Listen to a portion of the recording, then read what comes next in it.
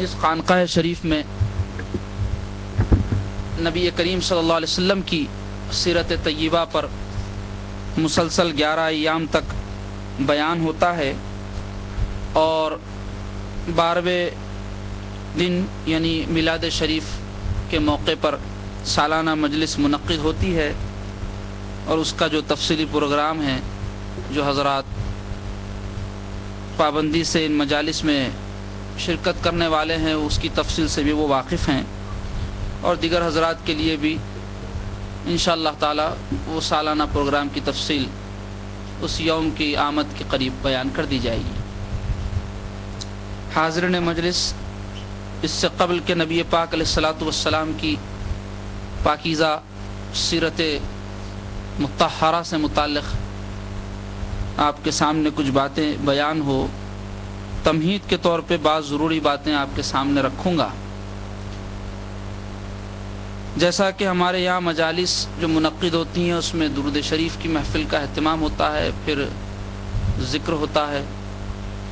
ذکر جہری جو ہمارے سلسلے میں کیا جاتا ہے۔ اس کے بعد نبی پاک علیہ الصلاۃ والسلام کے اسماء پاک کا ورد ہوتا ہے، اور آخر میں نبی پاک علیہ الصلاۃ والسلام کی سیرت طیبہ بیان کی جاتی ہے۔ تو یہ جتنے بھی امور ہم روزانہ ان ایام میں انجام دیتے ہیں، وہ سارے امور ایسے ہیں جس میں اللہ تبارک و تعالیٰ نے بڑی ہی برکتیں رکھی ہیں، اور جو کوئی ان امور کو انجام دیتا ہے اس کے لیے بڑے ہی فضائل ہیں، بڑے ہی برکات ہیں۔ اب درود شریف ہی کو لیجئے، سب سے بڑی فضیلت تو یہ ہے درود پاک کی کہ اللہ تبارک و تعالیٰ خود اپنے حبیب صلی اللہ علیہ وسلم پر درود بھیج رہے ہیں، اور احادیث نبوی صلی اللہ علیہ وسلم میں بھی درود پاک پڑھنے کی بڑی تاکید اللہ کے حبیب صلی اللہ علیہ وسلم نے فرمائی ہے۔ جیسا کہ آقا علیہ الصلاۃ والسلام کا ارشاد ہے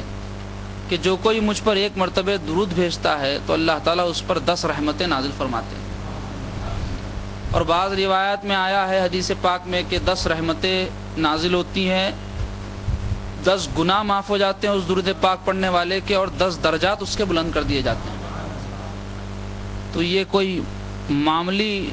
نیکی نہیں ہے درود پاک کا پڑھنا، اور اس کے علاوہ بڑے برکات ہیں اس کی عظمت کا آپ اس سے اندازہ لگائیے کہ نماز جو عین عبادت ہے اللہ تعالیٰ نے اس میں بھی درود شریف رکھا ہے۔ درود ابراہیم جو آپ پڑھتے ہیں اس میں کیا کرتے ہیں آپ؟ اللہ کے حبیب صلی اللہ علیہ وسلم پر رحمتیں بھیجنے کی اللہ تعالیٰ کی بارگاہ میں دعا کرتے ہیں، اور فرشتے،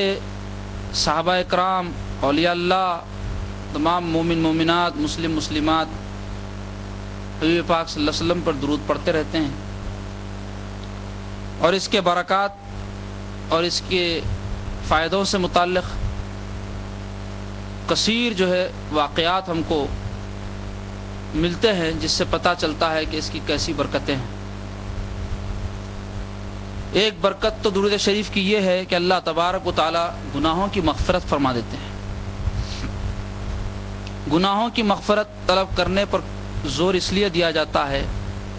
کہ گناہ جو ہے بندے اور اللہ کے بیچ میں حجاب بنتا جاتا ہے۔ گناہ کیا ہے؟ ہر وہ عمل جو اللہ اس کے رسول کی نافرمانی والا ہو وہ گناہ ہے، اور درود پاک کے طفیل میں وہ حجابات دور ہو جاتے ہیں، اور گناہ سے دل کے اوپر جو سیاہی آدمی کی آ جاتی ہے، جیسا کہ اللہ کے حبیب صلی اللہ علیہ وسلم کا ارشاد ہے کہ آدمی جب کوئی گناہ کرتا ہے تو اس کے دل پہ ایک سیاہ نقطہ لگ جاتا ہے، اور جیسے جیسے وہ گناہ کرتا جاتا ہے وہ نقطہ بڑا ہوتا جاتا ہے، یہاں تک کہ اس کا سارا دل سیاہ ہو جاتا ہے، اور ایک اسٹیج ایسا بھی آتا ہے کہ کوئی ہدایت کی بات اس کے دل میں داخل نہیں ہوتی، اور اندر کی کوئی بات باہر نہیں نکلتی۔ تو یہ تو بڑی آخری اور انتہائی بات ہے۔ لیکن اگر وہ شخص گناہگار ہوتے ہوئے درود پاک اگر پڑھتا رہے، گناہ تو بہت بری بات ہے، اس کو نہیں کرنا چاہیے، لیکن اللہ نے اگر اس کو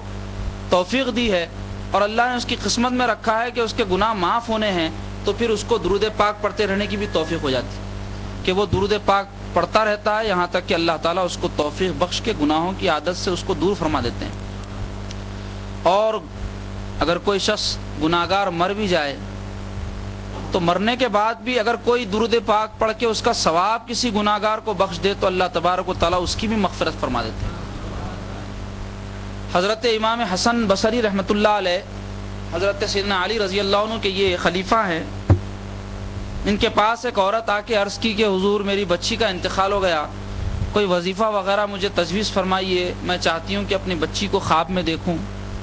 تو حضرت جو ہے اس کو ایک وظیفہ بتا دیے. وہ وظیفہ پڑھ کے سو گئی. صبح حضرت کے پاس روتے پلاتے آ کے بولی حضرت آپ کے بتائے ہوئے وظیفے کو پڑھی تو خواب میں دیکھی کہ میری بچی جو ہے عذاب قبر میں مبتلا ہے. حضرت سن کے بھی مغموم ہو گئے. مسلمان بچی ہے، نہ جانے کیا بدکاریاں اور برائیاں کی جس کی وجہ سے عذاب قبر ہو رہا ہے. چند دنوں کے بعد خود حضرت امام حسن بصری رحمۃ اللہ علیہ خواب میں دیکھے کہ ایک لڑکی ہے جس پر رحمتیں نازل ہو رہی، بڑی خوش و خرم ہے. تو حضرت پوچھے کہ بچی تو کون ہے؟ تو کہنے لگی حضور میں وہی لڑکی ہوں جس کی ماں آپ کی خدمت میں آ کے مجھے خواب میں دیکھنے کا وظیفہ طلب کی تھی. تو حضرت فرمائے تیری ماں نے تو مجھے بتایا تھا کہ تو عذاب قبر میں مبتلا ہے. تو انہیں عرض کی کہ ہاں حضرت میں عذاب قبر میں مبتلا تھی، لیکن ایک دن اس قبرستان کے پاس سے جہاں میں دفن ہوں ایک نوجوان صالح کا گزر ہوا اور اس نے اللہ کے حبیب صلی اللہ علیہ وسلم پر درود بھیجا تو اللہ تعالیٰ نے اس درود کی برکت سے مجھ پر سے اور سارے قبرستان والوں کے اوپر سے عذاب اٹھا لیا. تو یہ ہے درود پاک کے برکات. اس کے علاوہ جو کثرت سے درود شریف پڑھتے ہیں اللہ کے حبیب صلی اللہ علیہ وسلم کی شفاعت ان کو نصیب ہوتی ہے کہ جو حضور پاک صلی اللہ علیہ وسلم کا ہمیشہ ذکر کرتے رہے اور ان کو یاد کرتے رہے تو حضور صلی اللہ علیہ وسلم ان کو کیسے بھولیں گے. حضرت سفیان ثوری رحمۃ اللہ علیہ جو بہت بڑے محدث ہیں اور محدثین میں خود ان کا درجہ امامت کا ہے، ایک مرتبہ آپ جو ہے کعبۃ اللہ شریف میں گئے، طواف کعبہ کر رہے ہیں تو آپ دیکھیں کہ ایک نوجوان ہے جو کعبۃ اللہ شریف کا طواف کر رہا اور طواف کے دوران جیسے دعائیں پڑھی جاتی ہیں، کلمہ تمجید پڑھا جاتا ہے، وہ سب کچھ بھی نہیں پڑھ رہا اور خالی درود شریف پڑھتے جا رہا. تو حضرت کو حیرت ہوئی کہ بھائی انہیں کوئی دوسری دعائیں وغیرہ کیوں نہیں پڑھ رہا. جب طواف ختم ہوا تو حضرت پوچھے کہ میاں میں نے ایک بات دیکھی کہ تم جو ہے کثرت سے درود شریف پڑھ رہے تھے اور طواف کے دوران کوئی دعائیں نہیں کر رہے تھے. تو اس نے پوچھا کہ آپ کون ہیں؟ تو حضرت نے فرمایا کہ میرا نام سفیان ثوری ہے. تو نام سنتے ہی کہنے لگا حضرت آپ تو اتنے بڑے اللہ والے ہیں، اگر آپ کے علاوہ کوئی اور شخص ہوتا تو میں یہ بات اس کو ہرگز نہیں بتاتا. میرے یہ عمل کے پیچھے ایک راز ہے، وہ یہ ہے کہ میں اور میرا باپ جو ہے مل کے حج کی نیت سے نکلے اور راستے میں سفر کے دوران میرے باپ بیمار ہو گئے. میں بڑی ان کی تیمارداری کیا، بڑی خدمت کیا، لیکن جو ہے انہوں بچے نہیں، ان کا انتقال ہو گیا. جیسے انتقال ہوا ان کا چہرہ جو ہے بالکل سیاہ ہو گیا. شاید گناہ کیے تھے اپنی زندگی میں، بدکاریاں کیے تھے جس کا